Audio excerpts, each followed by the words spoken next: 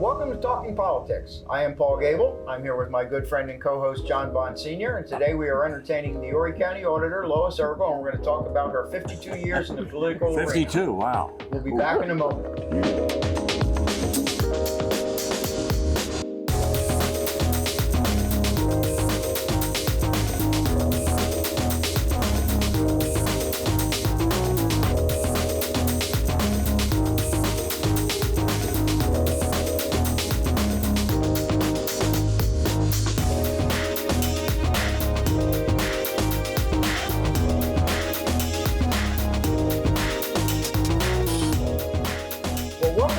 With Lois Eargle, we're in our studio here at 605C North Kings Highway in Myrtle Beach, and you are now in your 7th term as Horry County Auditor, and I know you just announced that you were going for an 8th. Yes, sir. And I can't hardly think of auditors before Lois Eargle, but let's go back further. Your start in politics. Oh, my goodness gracious. Can I think back that far? Oh, my Lord. Well, try. Anyway, it was 1968. The governor of our state that time was John West. Okay. He and the American Judicature Society and the South Carolina Bar Association, they appointed me to be the citizen to head up the citizens group to unify our court system.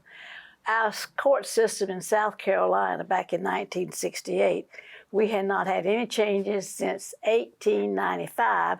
And in 1895, South Carolina was a farm state, and each courthouse in the state of South Carolina was operated differently. And usually it was by a big political power attorney, senator. And if you were arrested in, say, Charleston for a crime, and you were tried in another part of the state, you would be differently because it was everything, and nothing was unified. We had no family court. We had no appellate court. It had to be voted on by the people if they wanted to change. And of course, they had to be educated. And that was my job across the state. Tell them what we were going to do.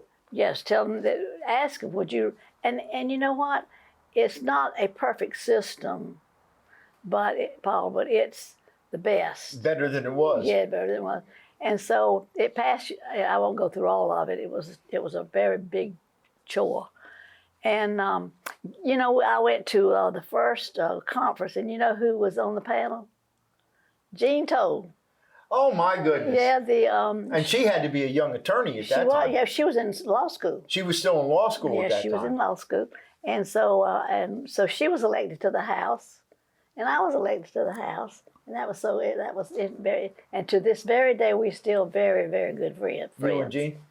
Yeah. For those of you who don't know out there, might not know, Jean Toll retired as our Supreme Court Chief Justice a few years ago, just a few years ago. I forget exactly. It was mandatory that she retired. I think it was 65. Right. Yes, sir. So you started out by redoing the court system in South Carolina. Suggesting and educating the people. And today we have the Supreme Court is like the umbrella. We have the appellate court, family court. And at that time, magistrates was elected by the people. But today they appointed, and they are still under the umbrella of the Supreme Court. Yes. We have administrative law judges in our state. So it's, like I said, it's not perfect, but it's one of the best. You have circuit court, right? And circuit court, Circuit court, yeah. Mm-hmm. And so that was your entree into politics, and from that you decided to run for the legislature. The people still vote for the probate judge. They still vote for the probate every 4 years. So that's an elected post, but the others are appointed by the legislature. Well, the probate is a constitutional officer. Yeah, but she's voted. Yeah, I know that. But the other judges are appointed by the legislature, aren't they? Like the Supreme Court is, and so is the circuit courts, and right down. Except at the time when Lois was redoing the thing. Well, I mean, it's to be a magistrate, all you had to do was be 18 years of age. Yeah, that was it. No education. No education, no requirement for anything. And 18 years of age and ability to get the vote. She just said it was a rural state. So well, and also at that time, you could hold you could hold a court under a tree, really. And some people did. I mean, in some areas in our state, you know, like the rural areas, you go right to their house, right to the judge's house. They drive you right there, and you have court right there. Well, right? it had to be designated, but actually, yeah, there's now you couldn't do that today. You have a Thank system. Goodness. Well, yeah, it's a big advantage today than it was years ago. And you were right on the front lines then, huh? Mm-hmm. Getting the court system in order. Mm-hmm.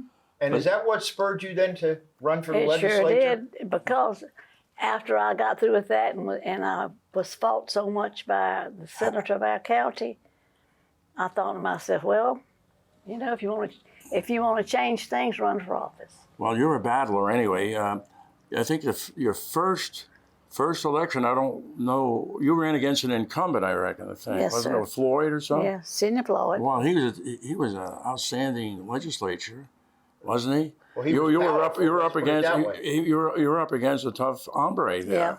A young lady like you, female Southerner, against this powerhouse. How'd you do it? By the grace of God. Oh yes, everything's by that. Yeah. Is Not that necessarily. You have to have faith. How did you campaign? Door to door. Did you wear your red hat or just like no, sirree. No red hat. Door to door. And what I would do is I would the farmers would be coming because I represented the largest agriculture area of the state at that time because tobacco was king. We were still the big tobacco county, that's right. And so the farmers would be coming in from the fields, and I'd be out there, and I'd be behind them on the tractors. I'd blow the horn, and they'd look around and say, "What crazy woman is that?" And I'd jump out and say, "I'm running for the House of Representatives." Right. What I'm talking about was the clerk, not the clerk, the auditor's office. Oh no, that comes later. No, what I said, she was running against a person that was in office. An incumbent, a person that was well known, Floyd, and she comes along. Floyd was in the legislature. Well, who did you? He said Edgerton Burroughs. Was that the first? That was the second time. Who was the first time? Sidney Floyd. Sidney Floyd that she beat. For the legislature, I'm talking about the auditor's office. Oh no, we'll get to that. We'll get to that when we come back. It's time for a break. We'll be back in a moment. There you go. See, your career is so varied that we don't know which way to go. It is.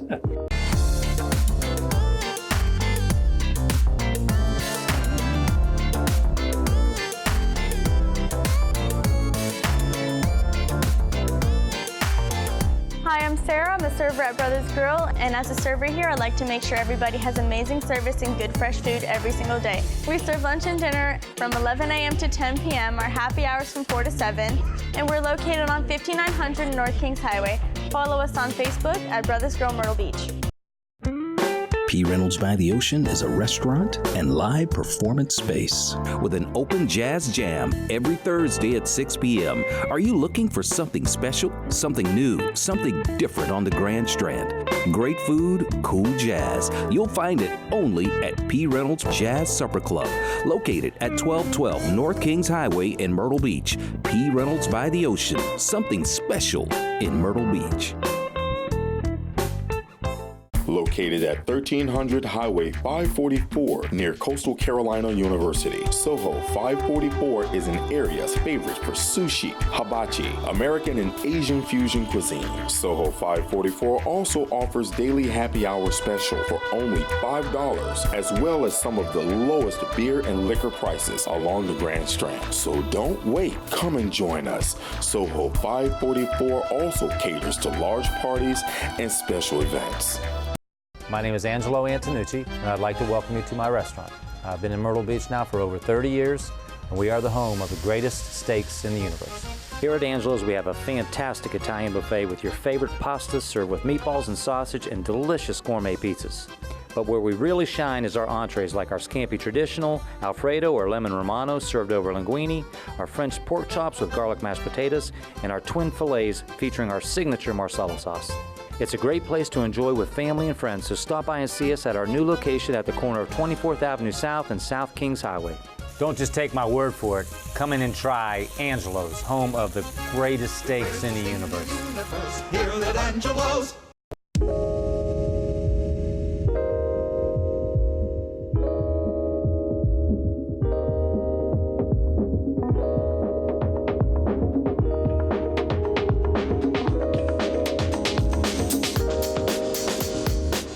Well, welcome back. John's trying to rush it, but we got your I'm not rushing anything.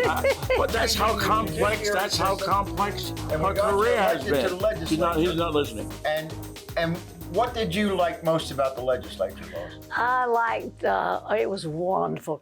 Well, when I was elected, I felt like Rocky. I wanted to run up them steps at the State House and holler, I am in a legislator. I'm in the South Carolina House of Representatives. I got here not because what somebody said, but because the people elected me. And it was a wonderful experience. And they will tell you, she had more of her constituents come up here than any other legislator. And what I did, I started a day that we recognize the mentally retarded in the state of South Carolina. And I took that on as my interest because they couldn't afford a lobbyist. See? Okay. And so I was able to get the extra, some funds. And so they named a house in my honor. I have a Lois Eargle home in Conway. I'll be darned, I did not know that. Yes, I do, and that's and I still it was the wonderful people. But let me tell you what happened. Whenever I got there, they weren't expecting women to be elected. I think it was about 9 women in the house at that time. The men now had the bathroom right outside the chambers, house chambers. The women's bathroom was down 2 flights of stairs. Well, they didn't expect any legislators to be women at that time. Yeah, and so anyway, but eventually, though, they did found out that, that we were there to stay. And so they built a bathroom right behind for us too close by. But that was fun. And then you served on a national committee? Yeah, I was. Ronald Reagan appointed you? Ronald Reagan appointed me on the President's Committee on Mental Retardation. And what I did... So you took the mental retardation from the state level when you went to the national level. That's right, and Ronald Reagan, he had heard about... I tell you how Ronald Reagan heard about me, was whenever I got out of the legislature, I ran for the House of Representatives, for Congress. Okay. Do you remember that? And then I was elected, won the primary, but I lost in the general election. And so... Would you want to tell us to who? Who'd you lose it to? Robin Talon. Oh. He was the incumbent. But Ronald Reagan appointed me on the President's Committee on Mental Retardation because he had heard about my work. So you find all of this in your book that you wrote? Yes, sir. Mm-hmm. You didn't bring your book along? So we can show everybody your book. Yeah, well... You wrote a nice book. And all these stories are in your book? Yes, sir. Well, people should pick up your book then. They sure do. They want to read your illustrious career, is what I would suggest. Yes. But it's been wonderful. And you know what? I feel like that, I know that I was born to be a servant. But one of my grandchildren told the teacher I was a public serpent. A lot of people think I'm a public serpent. But well, I would say that's applicable to some of our elected officials, certainly. But, then we go on. In 1992, you ran the first time for auditor. Yeah. All right, now, I was the Assistant Secretary of State. That's right, you were. That's right, I forgot that. Jim Miles. Yeah. And I was on Highway Commission and got the... Oh, you worked with Jim Myers? Yeah, I was his assistant in the Secretary of State. I sure was. Wow. But whenever I was Highway Commission, I got the Federal Highway Commissioner down here, and we got the bridge across down in Soxy, the new bridge. Oh, yes. And they named that bridge after a man from Greenville. Greenville? They couldn't find anyone here locally to name it? Well, that was... How did you allow that to happen? I didn't allow it. The legislature did that. Well, why didn't you voice your opposition to the legislature? Hey, listen, we put it up here. I was the one that was instrumental in getting it done, and you got somebody from Greenville, a name. They knew that. That was Tom. That was Tom. We want to promote our local officials. We love our local officials, like yourself. That was Tom. Well, tell us about what you campaign often with your red hat. That was your symbol. I always remember you coming to meetings with your red hat. Yeah. Lois was known for her hat. Oh, that's what I'm saying. I the red hat especially. I got 50 hats. I wear 50 hats. Oh, golly. Yeah. Ooh, wow. So you know what I do? Hit on Easter. Well, you know what I do? I have parties in my house for women, and they have to pick a hat, to wear a hat. Oh, I'll be darned. Yeah. You're keeping the old traditions alive. That's right. That's right.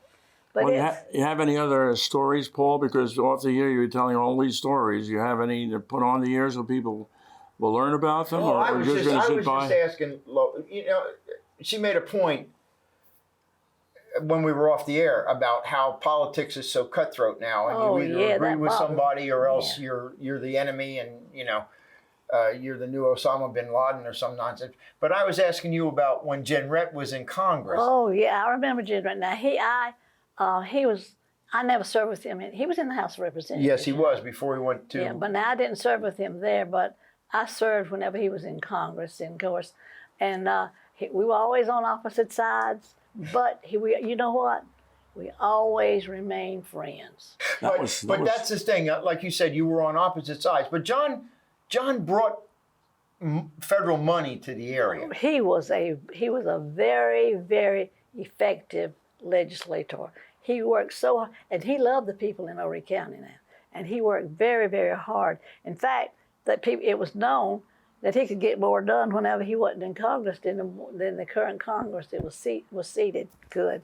So it was, and then after Jen Rett was John Napier. John Napier, and he and I remained very good friends. Well, John only had one term, and then Robin Talon took him out. That's right. Yeah. That's right. You got it. Yeah. I remember those days, Lois. They were back in fog memory, but they're there.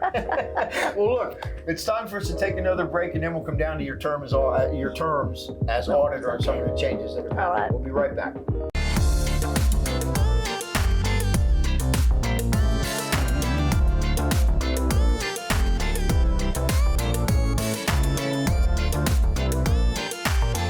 Hi, I'm Sarah. I'm a server at Brothers Grill, and as a server here, I like to make sure everybody has amazing service and good fresh food every single day. We serve lunch and dinner from 11 a.m. to 10 p.m., our happy hours from 4 to 7, and we're located on 5900 North Kings Highway. Follow us on Facebook at Brothers Grill Myrtle Beach. P. Reynolds by the Ocean is a restaurant and live performance space with an open jazz jam every Thursday at 6 p.m. Are you looking for something special, something new, something different on the Grand Strand? Great food, cool jazz. You'll find it only at P. Reynolds Jazz Supper Club, located at 1212 North Kings Highway in Myrtle Beach. P. Reynolds by the Ocean, something special in Myrtle Beach. Located at 1300 Highway 544 near Coastal Carolina University, Soho 544 is an area's favorite for sushi, hibachi, American and Asian fusion cuisine. Soho 544 also offers daily happy hour special for only $5, as well as some of the lowest beer and liquor prices along the Grand Strand. So don't wait, come and join us. Soho 544 also caters to large parties and special events. My name is Angelo Antonucci, and I'd like to welcome you to my restaurant. I've been in Myrtle Beach now for over 30 years, and we are the home of the greatest steaks in the universe. Here at Angelo's, we have a fantastic Italian buffet with your favorite pastas served with meatballs and sausage and delicious gourmet pizzas. But where we really shine is our entrees like our scampi traditional, Alfredo or lemon romano served over linguine, our French pork chops with garlic mashed potatoes, and our twin fillets featuring our signature marsala sauce. It's a great place to enjoy with family and friends, so stop by and see us at our new location at the corner of 24th Avenue South and South Kings Highway. Don't just take my word for it. Come in and try Angelo's, home of the greatest steaks in the universe. Here at Angelo's.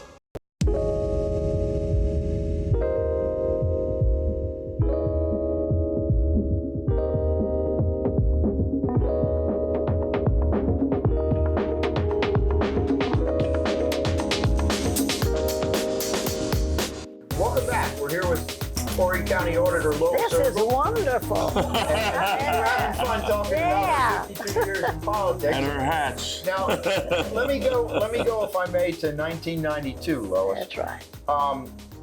The auditor's office had found some disrepute, not with the guy that was in right that you beat, but the one that was in before that. And you kind of walked into a mess, I would think, when you first won. I did. Well, why don't you tell us what happened then? You didn't tell us. You said something. The former auditor was not giving tax bills in return for getting free tires and free meals. So he's getting freebies. He was getting freebies, and people weren't getting taxed. Okay, and that's what she's running against. No, I did. She didn't run against that person. I think he was indicted. He was in jail wasn't by that time. Yeah. he was in jail by that time. Okay, so. Now, Kenneth Holt ran for the Senate the same year that Luke Rankin ran, so that's what he did. The 1992. And then that was an open seat for the auditors. So and I was working in Columbia, and I told Jim, and I said, Jim, I'd love to get back home because I was in Columbia, and so I decided to run. And so what I would do, I would work. Jim said, "You got to work for him. You can't scoff off." So what I did, I would work from 8 to 4. 4 o'clock I'd leave and come down here to Horry County in politics, get up the next morning at 4 o'clock and get dressed to go back to Columbia and go to work. That's a tough way to win an election. Well, it is, but... And then you went door to door. well, Did you go door to door in that election? no. Or did everybody know you from the Everybody legislation? knew me from the legislature. Okay. Yeah. Who couldn't know you? Yeah. No, you. So anyway, it's but I tell you now, what gets me is people who come into politics and they think they could just walk in. You got to pay a price. I'm telling you, it doesn't just happen. I mean, you've got to have, if you want to do a good job and if you're in there for the right reasons. Let me reiterate that. But you announced the other day for your re-election, right? Yes, sir. So you're going to run again? Yes, sir. I certainly am. Okay. You still have that fire in your belly to go? I sure do. Yeah, What prompted that decision, Lois? Well, actually, I had been asked by the opponent that filed, was I going to run? And I never told him. All I said is I pray about everything, because Jesus Christ he's my Savior. And but he goes out and jumps the gun, and then he says right there in front of the courthouse that he was going to come in, assess, and make changes. And it just, my employees cried because, see, whenever somebody is elected and come in, they can fire everybody. Right. The elected constitutional officers, of which Auditor is one, Yes. Are determined totally who works for them. That's right. And so, and I have some in there that's on the verge of maybe retirement, older ladies. So I decided, well, you know what? I'm just going to run again. And there's a lot of things that we are doing that if somebody comes in off the street and doesn't know anything, and you may say, oh, well, I am an accountant. Accountant doesn't do it.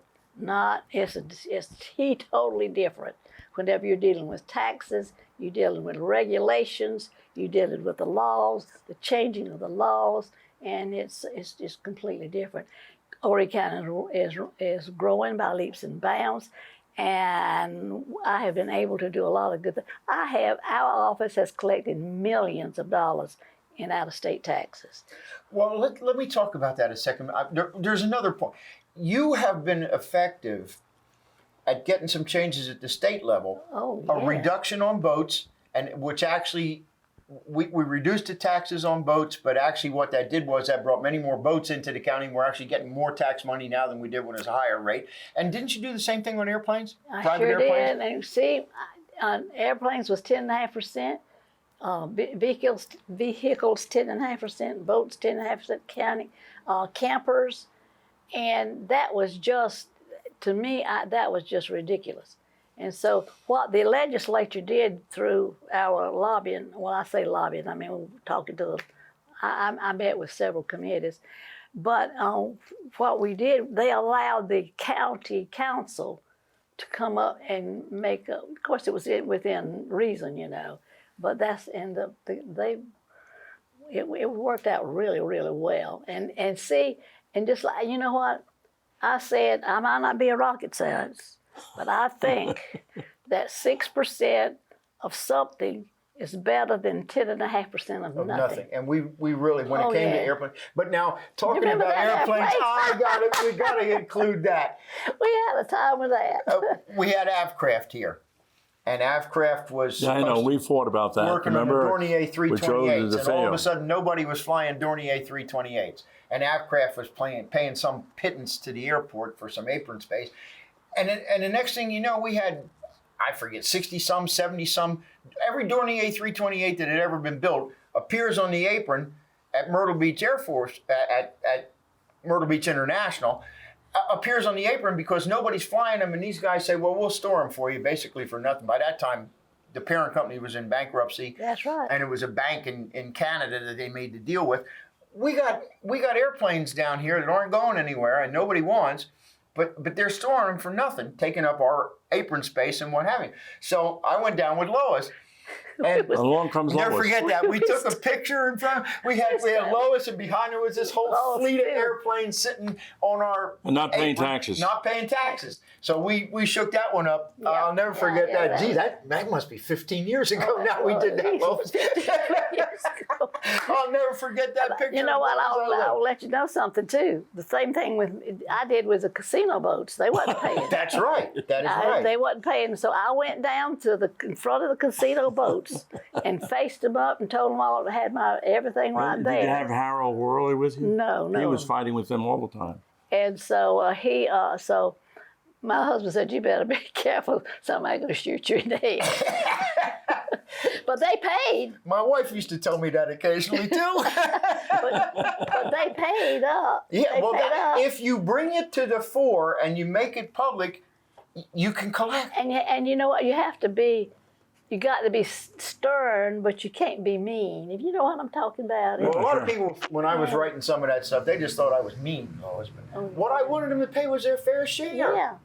And so it was. And we accomplished two things. We got the taxes, but we also got an increase for the airport in revenue because they started charging a reasonable price. Well, this time of year when kids are going back to school, that's Lois's glee time because she goes there and checks on the cars that are out of state that are having their kids go to school here. Yeah, I'm fixing. Are you doing that this year again? Well, honey, we are. We're getting them by leaps and bounds. Leaps and bounds this year as well? Sure it is. Last year, one of the cars that was dropping the kids off was stolen. Stolen. See, you're a watchdog. Well, I am going to say this. My kids were in the Laura's system. And I got one grandson that's in the North Myrtle Beach system. Yeah. And they're both relatively close. And you would be surprised the number of out-of-state cars that on a daily basis come in and drop off the kids and come pick them up. I know that because I dropped my kids off and now I pick up my grandson from school. All I ask you to do is, if you see out-of-state tags, is get the tag number, as much information as you can, but be sure to get the tag number. We have means where we can check that tag number to who it belongs to. And it's... So how long do they have to be here before they have to change over? 45 days. 45 No, I just wanted her to say so. 45 days, yes. Yeah, in 45 days you have to change your registration. Now, they say, if you are working here, employed, and we have to check to see if you're employed here, if your children are going to our schools, if you're getting 4% on your primary home, if you're getting homestead exemptions.